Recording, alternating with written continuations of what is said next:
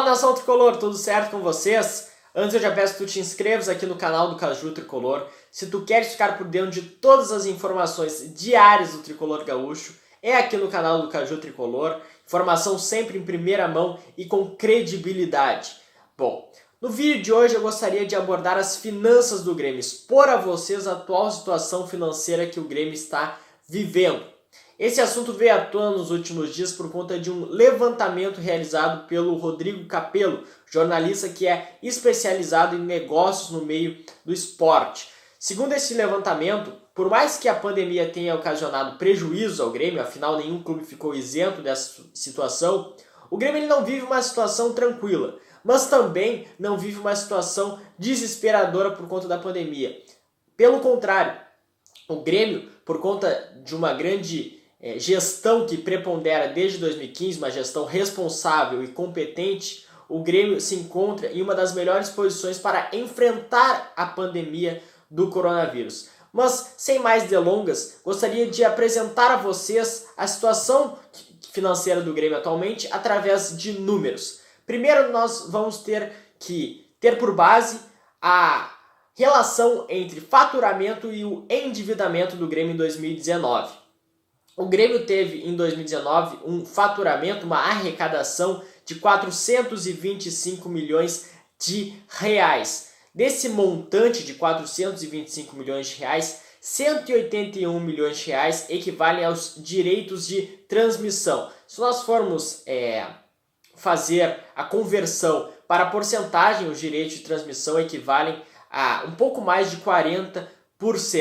Em termos de endividamento, o Grêmio ele teve dívidas de 270 milhões de reais. Desse montante, divide-se em dívidas de curto e longo prazo. O Grêmio tem uma dívida de curto prazo de 84 milhões de reais e de longo prazo de 186 milhões de reais.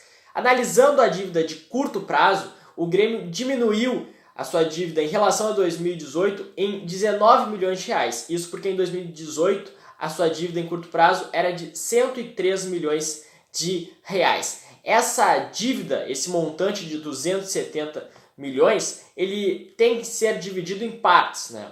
Tem a parte bancária, que equivale a 27 milhões de reais, a parte fiscal, que é onde engloba o Profut, né? Porque recentemente ela foi equacionada pelo Profut e essa parte fiscal equivale a 93 milhões de reais. Tem também a parte trabalhista, que equivale a 57 milhões de reais, e a parte restante, que equivale aos 93 milhões, é de outras partes, né? Vendo esses números, a gente pode ver que, por mais que a pandemia tenha ocasionado um grande prejuízo ao Grêmio, né, o Grêmio ele se encontra em uma situação de estabilidade, né?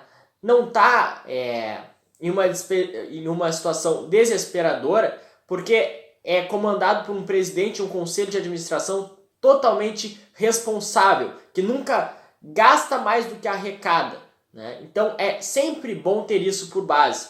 E outra coisa, né, nação tricolor, cai por terra o argumento de certas pessoas da imprensa que falaram que a dívida do Grêmio era quase que a mesma coisa que a dívida do co-irmão. Pelo contrário, como eu apresentei a vocês, a dívida do Grêmio é de 270 milhões de reais e a do co-irmão, pasmem, é de 509 milhões de reais, sendo que a curto prazo é de 316 milhões de reais. Para vocês verem, atualmente não existe nem comparação entre a realidade vivida pelo Grêmio e pelo co-irmão. A situação do Grêmio é muito melhor, então não caiam em fake news de pessoas da imprensa dizendo que o Grêmio tem a dívida muito parecida com o co-irmão. Não, isso não procede e a dívida do Grêmio é muito menor do que a do co-irmão ali na beira do lago. Grande abraço a vocês, é isso daí, nação tricolor. Deixa o like no vídeo e também deixa o teu comentário. Tamo junto!